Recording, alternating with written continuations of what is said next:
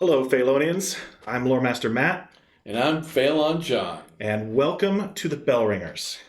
From time to time, we're going to record a series on a special topic, and you'll find that in these sessions, the Bellringers. The Lord Mayor of Teredim, Varain Qualtara, employs many young people, generally waifs and strays like John and I, to roam throughout Teredim, ringing a bell and shouting proclamations from the Lord Mayor or the news of the day. Besides a daily stipend, bellringers are often stopped on the streets by the affluent of Teredim and asked to give the news to them personally, for which they receive a copper or two for their time. We are your bellringers, and today the news is a starting point for lore in your journey through the world of Phalon. So, John, we are starting a new faction today. We've gone through Falkar, we've gone through the Khazaric, we've gone through Corona, and today we're going to start another one of the Phalar nations, Haradel.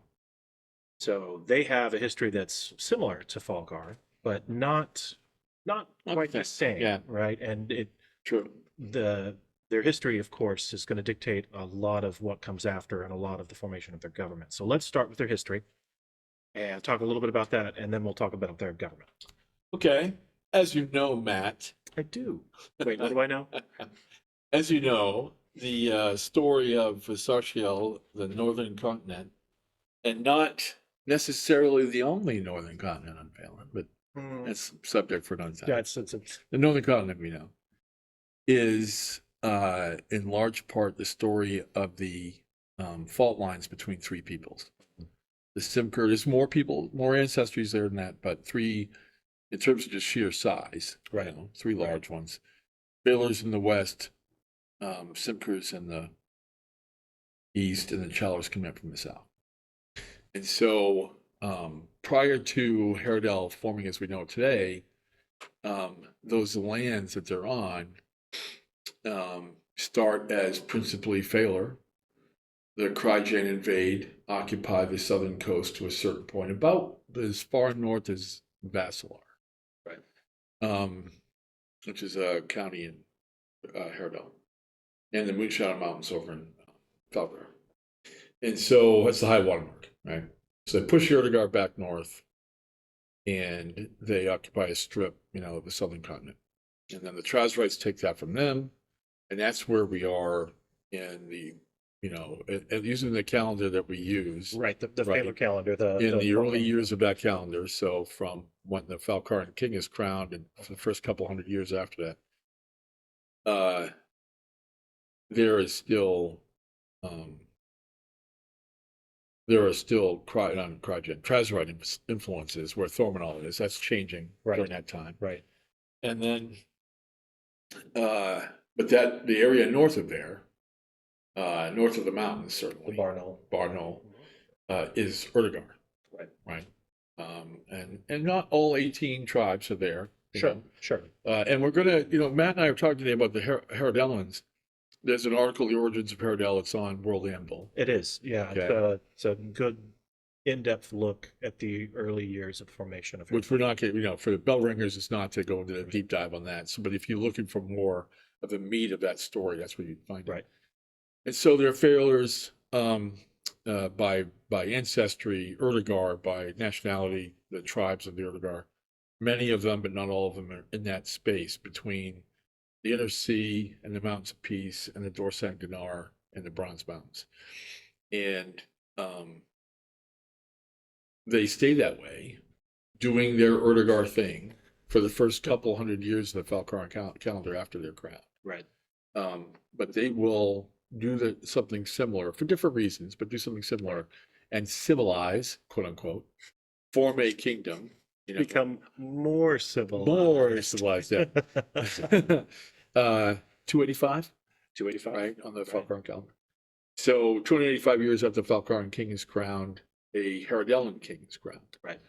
But the Haradellan monarchy is more like we know medieval monarchies here on Earth today than Right. the Falkaran one is more, not democratic, but more enlightened, I guess. It's enlightened, yeah. More of a constitutional monarchy than a divine right monarchy. Right. Right. So Haradel is definitely more of a divine right monarchy. Well, yeah. I mean, the golden hand appears. Right. Yeah. And the king of Haradel the ruler of Haradel takes their the reason for why they get to be the ruler from the gods, Right. you know, Right. From Vidya. from Vidnar specifically, and that is the right hand of Vidnar on the shield, Yeah. on their Yeah. icon. Comes down and says, "You get to be in charge of this BS." You're the dude. That's right. Yeah. Good luck. I'm off to the Bahamas. Yeah. So I'm not sure it's the best deal ever. So we form a kingdom. They loosely model on it on Falcar. They've got a lot of their own internal, the way the tribes were operating at the time. Right. Which champions supported Yes. Fedor when he became king. Why he was chosen over the others. It's in that story we talked Story. about. Yeah. Kind of, doesn't dictate, but kind of settles why it looks the way it does. Yeah. So it's roughly the same model with a different origin story. Corsar, the king in Drab Corsar, the king in Falcar, is also an Erdegar tribesman when his conquest, retaking of that land begins, but goes about it in a different way in terms of what happens after. Sure, and with a different motivation. I mean, yes, he had obviously seen the way that he was deliberately trying to civilize the Falcar as quickly as possible. Yeah, that's not what Haradel starts out to, or sets out to do. They're perfectly happy until basically outside pressures kind of force their hand and make them start to form something of a government. That's the signature difference. Right. So that dictates a little bit of their military structure also. Right. So, and it's a similar thing to, if you look at the baronies in Falcar, each of them has their own sort of contribution in terms of fighting style and equipment. And it's a similar thing. It is. The Bears of Britannia don't fight the same way as the Eagle Knights do. Don't fight the same way as the Marines and Arsmith do. Right. But there's that core of spearmen. Yes. That the wardens manage, and there's the knights. Right. Which are a wilder, more heavy-hitting type in the Falcarian book. Yeah. And being recently a Haradel player, access to Armor 7 is a great thing. Just recently. Well, I mean, as much as I am, yeah. So, yes, I've been playing Haradel for a very long time, but, I've been playing consistently for a while. An opportunity here. Yeah. So, a similar, in Falcar, it's pikemen that form the backbone of the army. There's not that professional corps of archers in Haradel. That's the muster. Right.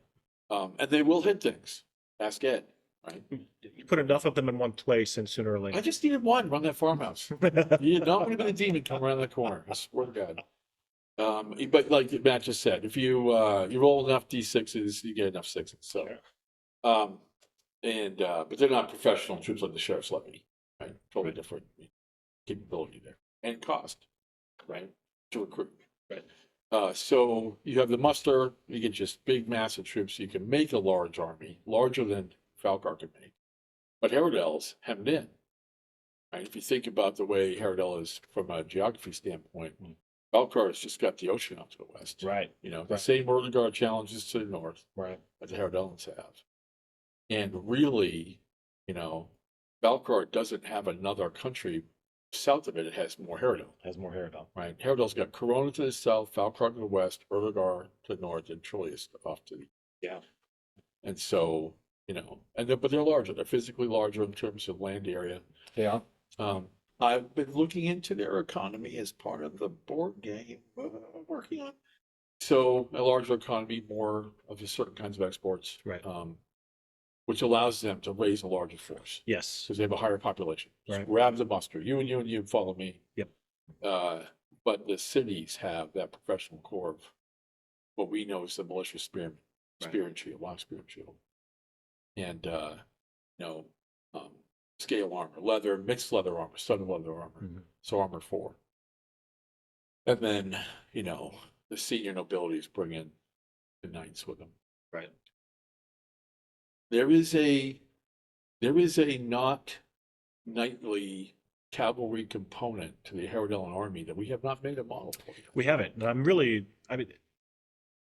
obviously we've talked about it before, and we've even I think we've alluded to it in campaigns and some of the games, but we haven't really talked about it. It's the patroller. Patroller. Mm-hmm. Yeah. It's just there's too much of a need for especially given the size of the kingdom. Right. Right. With a larger country, you To got to pass messages, to scout, and to patrol borders, Patrol to roads. detect enemies, yeah. patrol highways, right? So it is a lesser armed cavalryman, not as capable as a Gray Veil, you know, Right. but They don't have quite the same. they don't have the same role, task. Right. Yeah, not the same role. So we should make that model set. I mean, I couldn't agree more. And the of course is with an aristocratic, hierarchy. That's who's going to be commanding the field. Sure. The king goes to war, the king's in charge, Mm-hmm. and the wardens are going to command the left, right, and center. Right. On the battle. And the wardens are perfectly capable of raising armies in their own rights. Yes. That can Required do to. do what they need to do when the time comes. Yeah. Right. So yeah, muster, militia spearmen form the backbone. Knights are your shock troops. There are some patrollers to provide some constant, a very strong element. The Haradel army is a blood object, right? Right. The shock troops are the knights, the Bears of Bataan, the Knights of Basilar, the Sylvia Knights, their various flavors. You're going to have far less of them. You're going to have this big, huge wall of muster flanked by lots of spearmen from the wardens, and just come at you with, I've got one. Right. You might knock down the first line. Yeah. But how about the 17th and 18th? Yeah, it's a good thing that Corona, Trillius, some of the tribes in Falcar aren't out to take Haradel and dissect it. They don't get along any more than Right. Right. If that was an alliance that could possibly do Right. it. And Haradel typically faces only one of those challengers at a time. at a time. Yeah. So, Some of them perennially, and others ever so often. been a long time since they fought Trillius. Yes. Tell that story when we publish the Star of Haradel. Well, that'll be interesting. All right. Thank you guys for listening in. We really appreciate your time. And if you have any questions about anything having to do with Haradel, make sure to drop it in the Sleeping Grush channel on Discord. And until next time, we'll see you around the table. Silsaka.